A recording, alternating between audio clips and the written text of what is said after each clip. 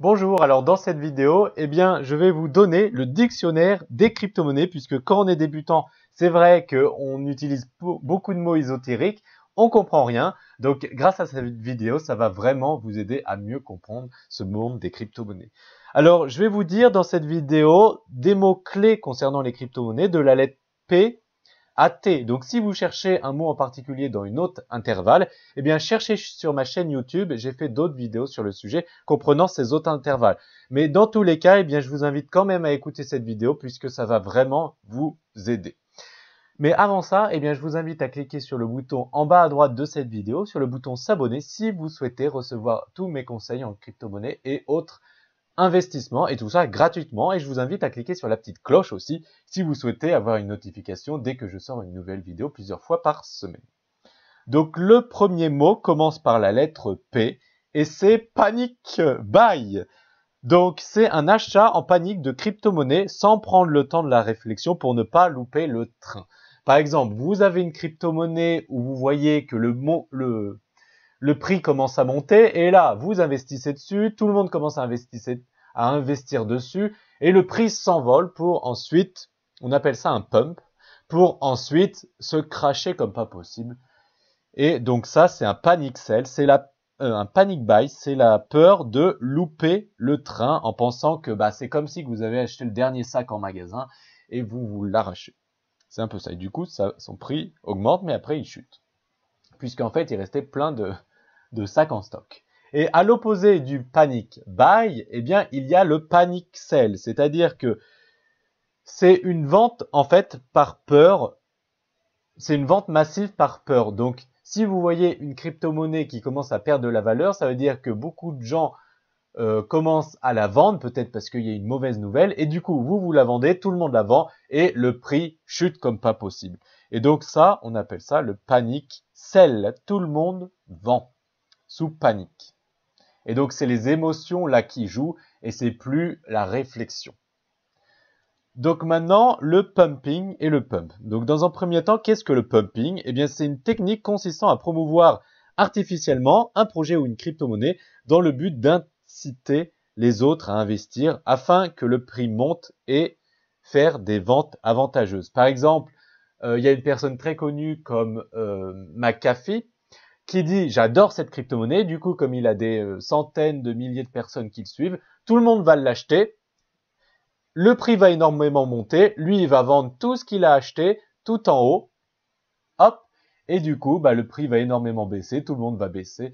Et ça va être une catastrophe. Donc, il faut surtout pas que ce soit les émotions qui contrôlent vos investissements. Mais c'est vous qui contrôlez vos investissements. Donc, si une crypto-monnaie monte comme ça de façon verticale, il faut surtout pas acheter. C'est la plus nulle des choses que vous pouvez faire de toute votre vie. Il faut attendre. Soit fallait acheter avant, soit faut acheter après, puisqu'après un pump, il y a un dump et le prix chute comme pas possible. Voilà. Donc s'il y a un pump, contrôlez-vous, attendez. Ensuite, le ROI. Donc, d'où l'intérêt de sa chaîne, le ROI des placements, le roi des placements. Qu'est-ce que ça veut dire? En anglais, ça veut dire Return of Investment. Donc, en français, c'est le retour sur investissement. Donc, il se calcule en divisant le profit réalisé par le montant investi. Donc, un ROI de 100% signifie que l'on a doublé sa mise. Donc, par exemple, vous avez misé 100 et vous vous retrouvez avec 150, vous avez fait fois 1,5. Donc, vous avez gagné 50%. C'est un ROI de 50%. Mais si vous avez investi 100 et que vous vous retrouvez avec 200, vous avez fait x2, de 100 à 200. Donc, vous avez un ROI de 100%. Voilà, c'est ça le ROI, le retour sur investissement. D'où l'intérêt de cette chaîne, le retour sur investissement des placements et pas que des crypto-monnaies, je tiens à le rappeler. Donc maintenant, le sell wall et le buy wall. Littéralement, ça veut dire respectivement le mur de vente ou le mur d'achat. Donc sur les exchanges comme ici sur Binance, que je vais prendre un exemple, certains traders placent des ordres à la vente ou à l'achat. Donc lorsqu'un prix de vente rencontre le prix d'achat, un ordre a eu lieu. Donc tous ces ordres sont classés dans un order book, autrement dit un livre d'ordre. Par exemple, vous avez une voiture et vous souhaitez la vendre. Bah, pour la vendre, il faut bien que vous ayez un acheteur. Si vous n'avez pas d'acheteur, vous ne pouvez pas la vendre, n'est-ce pas? Eh bien, là, c'est exactement la même chose pour les crypto-monnaies. Il y a des gens qui ont des ETH, qui veulent les vendre. Donc, vous voyez, c'est ici, en rouge. Donc ça, c'est tous les gens qui souhaitent vendre leur ETH. Et ça, c'est des gens qui ont placé leur ordre, qui veulent dire, moi, je veux acheter des Ethereum. Et le prix qui est au milieu de ça, des acheteurs et des vendeurs, il se trouve ici. Et là, il est à 749 aujourd'hui. Donc ça, c'est le mur de vente et ça, c'est le mur d'achat. Donc si vous souhaitez vendre une crypto-monnaie, eh bien, vous devez aller dans le mur d'achat, puisque ça, c'est des gens qui veulent en acheter, donc vous pouvez leur vendre. Et ça, c'est l'inverse. Si vous voulez acheter des crypto-monnaies, eh bien, faut que quelqu'un la vende et du coup, vous pouvez l'acheter ici. Voilà, donc j'espère que vous comprenez bien. Ensuite, qu'est-ce qu'un short? Eh bien, on entend souvent, je vais shorter le Bitcoin. Qu'est-ce que ça veut dire?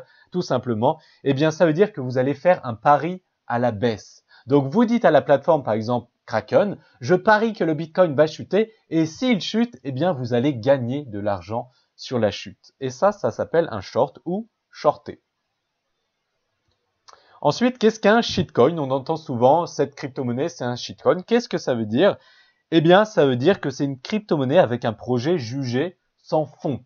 Littéralement, ça veut dire une monnaie de merde, un shitcoin.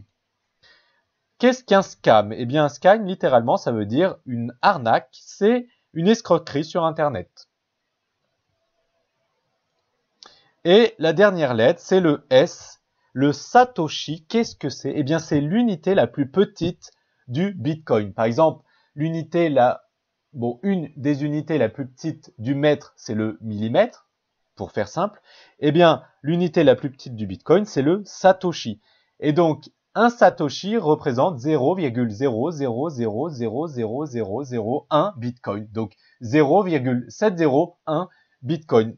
Et donc, cette unité Satoshi porte le nom de son fondateur du Bitcoin, qui est Satoshi Nakamoto. Donc maintenant, si vous êtes débutant, eh bien, j'aimerais vous offrir une formation gratuite pour savoir comment investir dans les crypto-monnaies, dans quelle crypto-monnaie investir, comment investir clic par clic, comment sécuriser son investissement. Vous avez une formation qui est pour l'instant gratuite, que vous avez accès juste en dessous de cette vidéo. Vous allez avoir une vidéo gratuite pendant 7 jours. Et si vous êtes un peu plus avancé et que justement vous voulez passer au niveau supérieur, eh bien vous avez une formation aussi gratuite pour vous. Vous avez juste à cliquer ci-dessous. Voilà, je vous dis à très bientôt dans une prochaine vidéo. Si vous êtes abonné, ciao ciao!